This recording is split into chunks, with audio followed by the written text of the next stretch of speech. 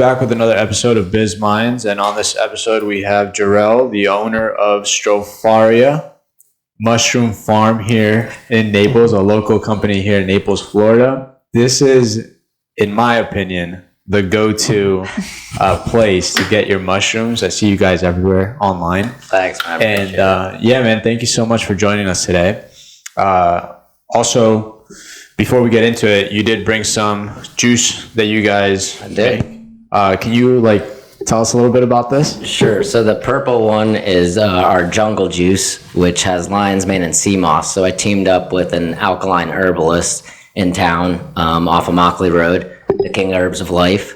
And we came up with this drink where we add sea moss, a bunch of different fruits, and some lion's mane powder into it.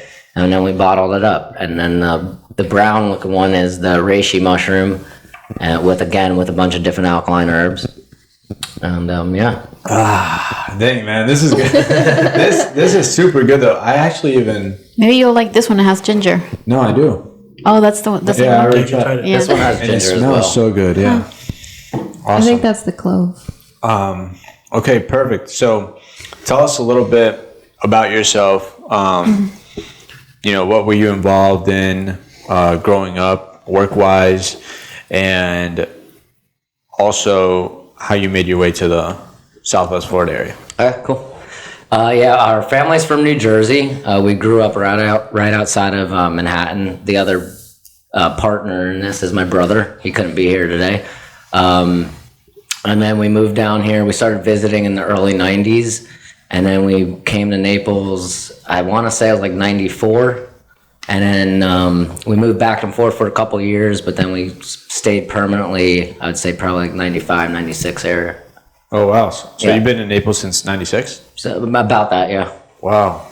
Yeah, so we watched a lot of this town change. Yeah. For sure. That's what I was going to say. And what work were you involved in? So growing up, I was always into film and television, and my dad had a dark room, and we used to do make our own film negatives and take a bunch of pictures on 35 millimeters. Mm-hmm. And so I kind of fell in love with that. And during high school, I was in like the TV production classes and making all that, the news for the school. And then I went off to Full Sail, and then You're familiar to all this. I am familiar with all this, yes. You went to Full Sail too? Yeah, Yep. Really? for a little bit. Yeah. Yeah, it's a very interesting school. Yeah. And then after I graduated from that, I moved back home and worked out of Manhattan, did a couple of different movie gigs, and then I moved back down here. And I started working with a local production company in town, and I worked there for about 8 or 9 years. And then I just wanted to give it up, and I went into a restaurant, and I started cooking there. And my brother was living on the East Coast. And then in 2015, I was listening to a podcast, Paul Stamets talking about mushrooms and what they can do for people with certain ailments. And our stepfather has Parkinson's disease, and he was on like 13 pills a day, and as a family we just didn't agree with how much medication he was taking. So it took a couple of years to convince him to start reaching out besides the doctors and the medicine. So we had him go see Nick at My Florida Green, and we tried medical marijuana for a little while, and it worked for a bit. He was actually sleeping at night, but then as he was supposed to gradually go to the RSO, the Rick Simpson oils, he just didn't want to do that. So as all this was happening, I heard Paul talk about these elements of what lion's mane can do to the brain and how they're studying it for like dementia, neurological disorders like Parkinson's and all that kind of stuff. And so I started buying like his powder and his tinctures and just giving it to my stepdad, and then watching us reduce his medication from 13 to 3. So then I was like, wow, this is pretty powerful stuff, And so then it started getting a little expensive because I was dosing him little more than what you probably should take. But with his neurological stuff, I was hoping that we can just reduce his symptoms and his medication. And then I started buying ready to fruit blocks and growing them on my kitchen counter and basically studying them. And in 2015, there really wasn't a lot of information on how to grow mushrooms, how it is now on the internet. And then I just was taking notes and still working at my job. And then 2019 came and I decided to, give my 2 weeks. And I taught myself as much as I knew at that point and grew everything from my closet. Then it went out to my guest bedroom. Then it took over my living room. I mean, my friends would come over. There'd be like nowhere for them to sit. And petri dishes and blocks and tents set up where they're growing. And wow, man. so it's been a pretty intense journey. So you grew mushrooms in your apartment? Mm-hmm. What is that? What is a mushroom? Yeah, what does that look like? Like, where does it come from? How does it stem? So the mycelium, which will eventually produce the mushroom is actually the reproductive organ of the mycelium. So when you see a mushroom, that's about 5% of its actual life cycle. The cycle is more in the mycelium stage and the hypha stages. What's mycelium? So it's like a network that decomposes, that communicates. So like in nature, when a tree falls over and the mycelium has consumed the wood that it's feeding off of, will eventually produce the mushroom, but it also connects with like plants, trees, animals, us. Like our DNA matches a mushroom almost to 50%. It's like 47 or 46% of our DNA actually matches a mushroom. And how does it look like if, like, let's say we want to grow a mushroom in here right now? Yeah. What's the first step?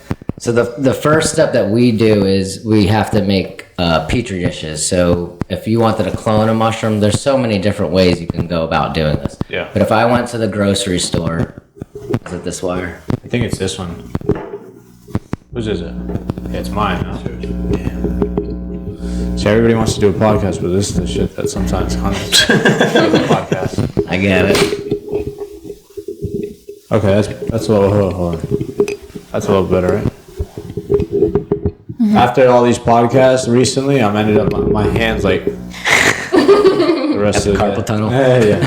Well done. No, but I think I'm good. Yeah. Yeah, right here now. Yeah. Okay. Perfect. Yeah, so if I went to the grocery store and I saw a mushroom that I wanted to grow, or got one from a chef that they wanted, like for sea level, we did white beach one time. He gave me a package of beach mushrooms that he got shipped from Washington State.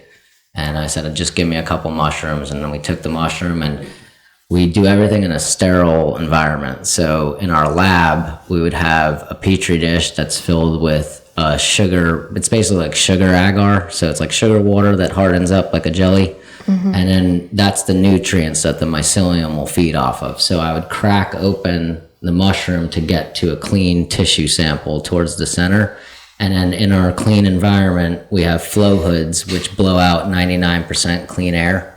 So while we're in there and I crack open that mushroom, there should be no contaminants from the air hitting that piece of flesh from the mushroom. So I would take a piece of that, put it on the petri dish, and then that mycelium will send out its hyphae and it will start to consume the sugar in that petri dish. And then the mycelium mass will form. And then we would take that piece out of it, and then we make a liquid of that same sugar water, but just not adding the agar to harden it and make it the gel. And then we would add a piece of that agar into the sugar water. And then in about 14 days or so, that will the mycelium will break down all the nutrients in that water and colonize. And then we take that and we add that to sterile grain, which can be anything from milo, rye, oats. It's like cattle feed. And we sterilize that, and then the mycelium will then be placed into that bag, and then it will colonize that food source. As all that's going on, then we make substrate blocks. So our mushrooms that we grow are all wood lovers. So they're primary decomposers. So you find them on like oak trees, birch trees, that kind of deal. And then so what we do is we take oak and soy and water, and we mix it all together at a certain hydration, of course, because you don't want it like too wet or too dry, because the mycelium has to feed on it. and those they're put in bags, and then they get folded and they get put into pasteurizer barrels that will cook and steam. It will like make enough steam where the temperature gets to about 205 degrees, and it basically sits like that for about 20 hours, and that pasteurizes all the oak in there. So that meaning it's going to kill bacteria. It's going to kill all the bacterias and endospores. And then once that's done, then those go out and they get put into the lab. And then in the lab with that colonized grain, we take about a quarter cup and we pour it into that substrate bag of the oak. And then we seal it, and then they get tossed around, and then they get put on a rack, and that's what we call incubation. And that's what the mycelium will then start to decompose the oak in that bag. And the soy just acts as like a nitrogen fill because the mushrooms need the nitrogen to start feeding and breaking down. Dang, that's super interesting. There's a lot of points to get the final product, right? For sure. I had no idea it was that difficult to grow a mushroom. Yes. Like, I'm eating mushrooms today. It's a lot. It's a lot when I talk about it. If you guys are ever in the area, I'd love to give you a tour, and then you can kind of see where I'm going through. On our YouTube channel, we have a video where it goes through the whole process. Once the blocks are done colonizing the oak, then we slice the block open, which will give the oxygen, and then it's put into a controlled room where we control the temperature, the air exchange, the humidity levels, and we give it like its perfect environment. This is super cool, right? Yeah. And Is there different ones? Like, there's different types of mushrooms? Oh yeah, for sure. Yeah. And they're based on what? Like the types, the different types. The ones that we grow, Yeah. or like in general. Like in general, like you grow the blue. Yeah, we grow in the oyster family. We do the king trumpet, we do the brown oyster, the blue oyster, we do lion's mane, we do the black pearl king, we do shiitakes, piopinos, and chestnuts. I think that's the 7 right now. Yeah. Yeah, there's a bunch of mushrooms. It's crazy because I actually, growing up, never liked mushrooms Same here. at all. And I think it was maybe because the type of mushroom. You needed to open up your palate. No. It was the type of mushroom. For sure. Because like growing up, we had like the cheap, regular, White like button, cremini. Yes, yeah. The secondary decomposers that grow on manure. But I was not a fan either. Yeah, so then we went to a restaurant, and it was like, like they started explaining the mushroom, and it's fancied up and everything. I was like, I'm gonna try it. It was I don't know if you're with that restaurant or not, but yeah, it's a restaurant here in Naples. But we went, and I was like, whoa, this tastes really good. And I think it was shiitake mushroom, and I was like, like this is really good. And then I started to try more. I had the medley at the restaurant that you guys provide too, and I thought, whoa, this is like really good stuff. Like, so I think knowing that on the back end, like that teaching the consumer that, like kind of that learning curve a little bit, that it's not all the same stuff, or it gives you more of like an appreciation for mushrooms in general, and tasting things, and the taste instead of just swallowing things. Yeah, exactly. Almost like wine, I think. Yeah. Like sometimes you see a bunch of wine bottles, you just get whatever wine, but then somebody starts to explain like where it comes from, the work, you appreciate it more. That's how we look at the mushroom. Yeah, exactly. Is it safe to eat a raw mushroom? So Like mushrooms. eat them raw? So you can, but there's Depending on what happens next is so mushrooms contain chitin. So chitin's found in a lot of like ectoskeletons and like insects. Our bodies cannot break that down. What is that? So when you cook the mushroom, it breaks the chitin wall, and then they release their medicine. They actually need heat to break that down, so our bodies can process them correctly to get the nutrients and the medicine that they're offering. then it's not safe. Stop eating them raw. You like. I know. If you eat a lot of raw mushrooms, a lot of people will have some bowel issues. They might get sick, upset stomach, vomit. You don't eat raw mushroom then? I do. Where? When? No, like sometimes, like when she's Raw? Yeah, like Yeah, I a lot grab of them out people of do on the pack salads. and Yeah. put them like or the vinegar or whatever that's Well, called. you definitely Oil. shouldn't do that, Yeah, especially because you have like a sensitive stomach. Maybe Girl, that's like one that of the too. problems. Delicious. That's probably why. When I tell people this, they look at me like I'm crazy, and it's like, okay. I mean, you can go look it up. It is an actual thing, and you get like little to no nutritional value from them. Yeah. What are your thoughts on the fun mushrooms? Like the psychedelic mushrooms? I was just gonna ask that if there was something different about it. I mean, they're illegal, obviously. Let's put that out there. We do not grow them. Right. But the studies that they're doing with them are truly amazing, for sure. And I think more people need to be open to it than not, because again, what we were talking about earlier with the pharmaceuticals and what they put people on, there's other alternatives that they can go and try. Not saying that everyone should do that, because there are risks to anything. So, Yeah. And also with pharmaceuticals, it's almost like they give you something, you just take it. Yep. You don't even know what it is, but because it's like accepted, you just take it, and then you end up like your stepdad on 13 different pills. One of my questions to him was, why are you taking the medicine if you're not showing any symptoms of Parkinson's? And his answer was, well, the doctor told me to. Yeah. Whatever happened with him? We heard that Like before. with his the Parkinson, did it get better with the mushroom? Or? He's good. So a lot of people always ask me that, like, how is he? We did not cure him. But as a family, we don't want someone to take a medication, and then when he takes it, it almost looks like he is tripping, and he's just like out of this world. So for us, why would we want him like that? So we'd rather do something natural that will keep his memory, his focus. I mean, he still has Parkinson's, he still shakes, he still has those moments of delusions, but they're just not as active or, Prevalent. Intense. yeah.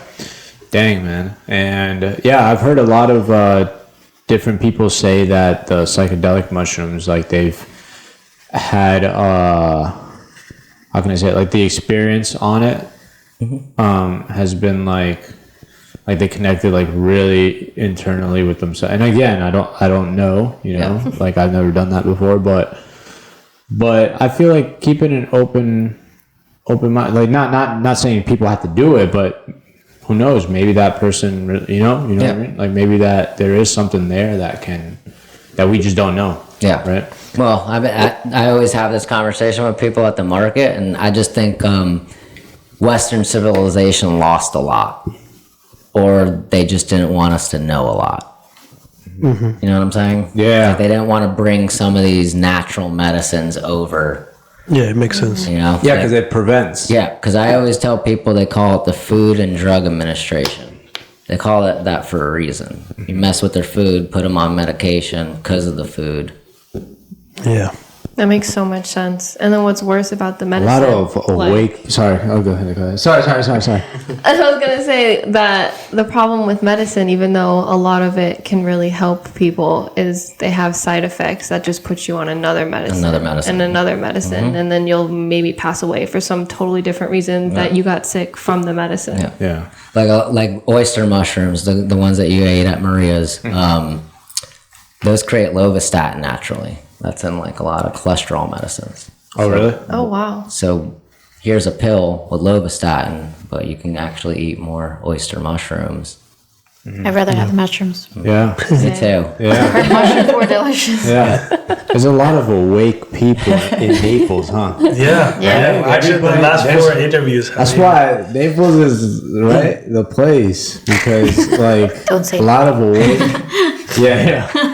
No, like a lot of awake people, I feel. I think it's becoming more. Yeah, for sure. Yeah, like when we started this in 2020, it was people at the market were having a hard time following what we were trying to do with mushrooms and medicine part of it and all that good stuff. Did your friends think you were crazy Oh yeah. by like doing all The those whole mushrooms family. and like, Yeah, my walking whole in your family. apartment and I'm about to say with all the petri dishes and mushrooms. What do you bring to Christmas? There was no guest bathroom because that was like my lab. So no one was allowed in there. For Christmas, I'm doing I'm going to take the king trumpets. We're going to my sister's in Lauderdale, and I'm going to take the king trumpets and I'm going to make like fake calamari. And then she asked me for something else, so I'm going to do like a mushroom dip kind of deal. Do they always ask you for mushroom Oh, yeah. things? Yeah, I ship her stuff all the time. Yeah. I ship her tinctures, and we have a coffee replacement that I did with the King Herbs Alive. Oh my god, did you say a coffee replacement? Mm-hmm. I need to try it. Yeah, it's made with Maya nut, which is like a superfood that grows out in the Amazon. It has like a coffee chocolate flavor naturally, and it gets roasted here in Utah. The lady that we get it from, she helps like battered women over there, and then she ships it over here, and then a guy roasts it for us, and then we mix it in with chicory root, cinnamon, and then 5 mushrooms that we grow. Dang. It's so crazy start because I drinking always these. thought like mushrooms, you just eat it, one certain way. But there's a whole world out there. A whole How to eat mushrooms. Yeah. We treat them like meat, so that's how we like to cook them. I always joke with people, and I'm like, it's the original meat. Yeah. Yeah. You can, Wow. so you can supplement. I didn't know that at all. Yeah. Yeah, we make steaks, chicken. I mean, it's really. Is there anyone in your family How that do don't you eat do mushrooms? steak though? How do you Yeah. do So steak? my stepdad, if he's gonna watch this, he does not eat mushrooms. But when I make something for him, and I'm like, "Hey, Joe, that's pulled pork," and then he'll eat a sandwich, and I'm like, that's mushroom." And he doesn't know because it tastes so similar. I mean, like the texture's kind of off a little bit, but there it goes to say, like, if that was the original meat and that's what everyone grew up eating, it would be the complete opposite. Because if you put meat in your mouth and ate a pulled pork sandwich, you'd be like, "Oh, that's weird." Yeah. Yeah. So that's how I always kind of like. You think they were the original? Well, there's a lot of theories on how we became where we are today. So one is the stoned ape theory, which is really a hypothesis because they can't like really say it's a theory because there's no way to prove it. But there's a gap where our brains got bigger. And Terence McKenna, who was a psychonaut, his theory or hypothesis is when the apes came out of the trees and they had to come to the ground to eat and move because the planet was changing, one of the things they most likely ate was a psychedelic mushroom. And he believes that our brains doubled in size because no scientist can tell you why our brains doubled in this span. And that's what his hypothesis was. So if that's where we came from, that was one of the So first we're all things that they mushrooms? No, monkeys. if you believe in that one. There's a reason why Mario It's interesting. eats some mushroom Yep. And gets grows. bigger. That's the Amanita muscaria. Yeah. I never So thought there's a about cool that. story with the Amanita muscaria too. Since it's around the holidays, there are ties to mushrooms with Christmas. Oh, really? Yep. So the shamans that used to come, and when the towns that they would come and do their healings at would be full of snow, and they would have to go through the chimney, and they used the Amanita muscaria to perform their rituals. And that mushroom is the big red one with the white dots that grows on pine trees. And then what they would do, they would harvest them and they would hang them upside down to dry them, and they would hang them on the pine tree. So again, it's representing another Christmas with the pine tree and the mushroom and the ornaments and the Santa Claus or the shaman coming through the chimney, because that was the only way in to the house to perform the rituals. Wow. That's crazy. Is this? Bro, I feel strong after drinking that. Yeah, because it says food for the brain. Food for the brain. Yeah, that's a good one. Are all the mushrooms edible? No, so No, there are some that are poisonous. There are some that will like the ones that you would see in your community that are out of nowhere growing. I would never suggest anyone to grab any mushroom that they did not know and consume it. Yeah, we have a bunch of them in Yeah. our community. Big too. Yep. They're like round. I don't even do that. Yeah, I've foraged a few times in my life, but I knew what the mushroom was before. I was Yeah. like I was up in Georgia and I was looking for chanterelles and I found some chanterelles. Yeah. But like that's the only time I like really forage. So when people call me and they tell me that, I'm like, I would not eat it. I mean, I would really need to take it in the lab, get a spore print from it, like really examine it and see. What time are you guys open till? Monday through Saturday, 10 to 6. 10 to 6. And then Sunday we're at the Pine Ridge Market at Pine Ridge and Livingston. Wednesday, we're at Airport in Pine Ridge from 10 to 2. And then Marco, we send our mushrooms down with earth-giving medicinals, and they're at the Marco Market. I think it's 7 to 1. Got it. And what do you think, is this your first business? Yeah. Technically? Okay. What's been some hurdles that you've, or challenges, that you faced in your business so far? Well, growing mushrooms in general is a challenge. Yeah. But, trying to keep up with it, trying to make sure you order enough of the stuff that you need to grow. And then, in, I guess it was 2020. When was Hurricane Ian? Because that was a huge hurdle. 2021? I don't even like saying the name. Yeah. Last year, right? Was it 2022, right? Yeah, I think so. Yeah. That was a huge hurdle The for year us. before. The original farm took in about 3 to 4 feet of water in the building. So we lost everything in the fridge, everything in the grow rooms. Damn. All the medium to grow mushrooms. But I also look at it as a blessing because we were outgrowing that space pretty quickly. And then we found this new place, and it kind of just fell in my lap with a good friend of mine that found it, and then we jumped on it. Oh, very cool, And it's like 3 times the size, so it gives us a lot of room to expand. space. Yeah. Where do you see your business 5 years from now? So with my brother being the chef part, I always looked at the business with, me growing the mushrooms and then my brother coming in and doing a lot of the food preps. And we wanted to start making some of the meals that we were talking about, like the lion's mane chicken or, personal pizzas and with oyster mushrooms on them and dips and just like freezing that stuff and shipping that all around the country and try to build that side of the business where, if you're in Idaho and you want a lion's mane steak or a lion's mane chicken, it's a click of a button, sends it out to you, and you heat it up and it's all cooked and ready to go. Very cool. Very So cool. that was always part of like the 10-year plan, either that or a cafe where everything's just mushrooms. That would be trippy. Yeah. No pun intended. Yeah. Yeah, that'd be really cool. So get ready, Naples. Yeah. Are you guys? What's a piece of advice that you would give to somebody that wants to get into business? In business in general, or mushroom farming? In general. Like, let's say somebody's like, "Hey, man, I want to go.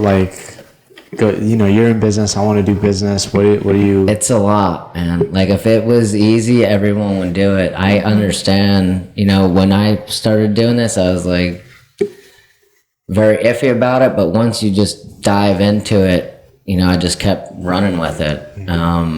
You just have to be dedicated and really love what you do and like stand behind your product. Yeah. And that's kind of how we look at it, Yeah. It's a lot of work. Right. You lose a lot of things sometimes. Like, you're not there at this because you're at the job. And especially when you turn it into, or growing mushrooms, which is a huge process in general.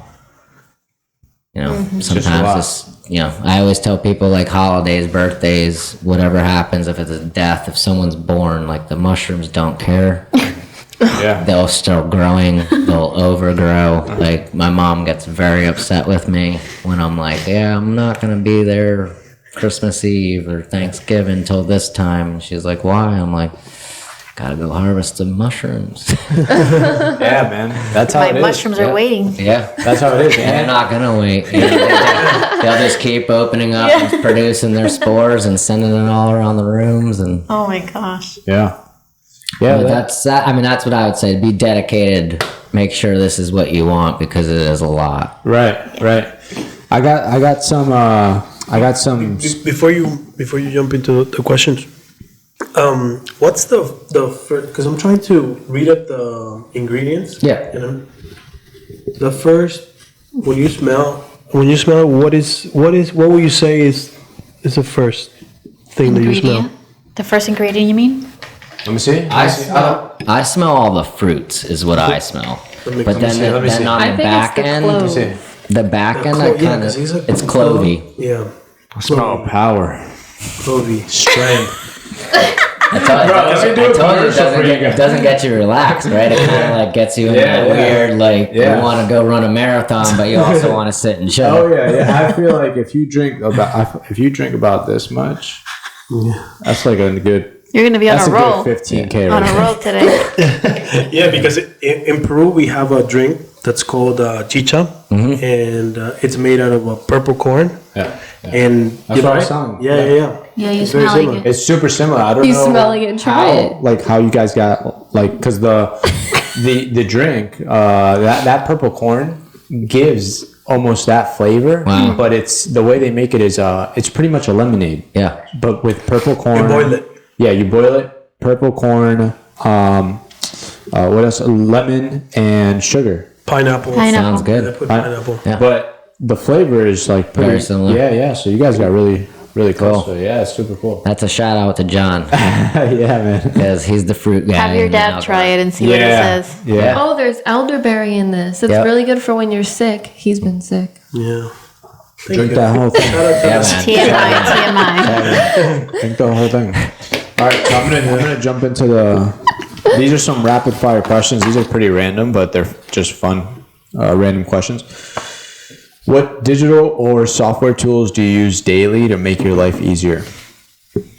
I use Canva a lot for Instagram and my brochures and stuff because everything's laid out. What else do I use? I use Photoshop too. Like I said, I did editing, so I use Final Cut when I have time to do that kind of stuff. iPhone or Android? iPhone. If you can only eat one thing for the rest of your life, what would it be? Mushrooms. Any specific type of mushroom? What's your favorite? I would probably choose the Lion's Mane. Lion's Mane? Yeah. Do you prefer winter or summer? And Naples? Yeah. The winter. I like when it's cooler. Winter? Yeah. What's your favorite holiday? Halloween. Halloween. Do you prefer to relax at the beach or pool? Growing up, I really liked the beach, but then it got old. I'm gonna go with pool. Cool. I'm not so much of a sandy guy anymore. I like the beach at night, though. Yeah. Fifth Ave or Mercado? Probably Mercado. Mercado? Yeah. If you can only work 2 hours a week, what would you do in those 2 hours? Grow mushrooms. A book you'd recommend to read? I think it's called Running Mycelium. If you can have lunch with anyone dead or alive, who would it be? Oh, wow. That's a hard one. I'd probably like to pick the brain of Terrence McKenna for sure. What's your favorite restaurant in Naples? That's tough, right? You can skip. You can't do that. You can't do that one to me, man. We'll skip that. When you think of the word successful, who comes to mind? I would say Paul Stamets, just because he's in the mushroom world and everyone knows him and all that kind of stuff. If you can choose any other career path, what would it be? I wouldn't. What's been your best investment? This year, I bought a lift for the barrel, which takes the blocks out of this giant barrel. And last year, I was jumping in and out of it like Mario. And, I'm 39, and my back doesn't want to take those punches anymore. So. What's a bad piece of advice you've heard people telling others? Oh, I don't know. Don't eat mushrooms. Yeah. Some people are sensitive though, so I get it on some things with the mushrooms, but What does success mean to you? just loving what you do and, grinding at what you stand behind. Does money buy happiness? No. Thank you so much for your time. Definitely not. I'm happy as I can be, man. I'm not a multi-millionaire, so. Yeah. Thank you, man. Thank you for your time today. You're welcome. Seriously, thank you for bringing Thank this. you. Thank you. I feel strong. This is really You feel like Mario? Oh yeah, for the weekend, this is perfect, man. Cool, man. Thank you. Appreciate it. Thank you for your time.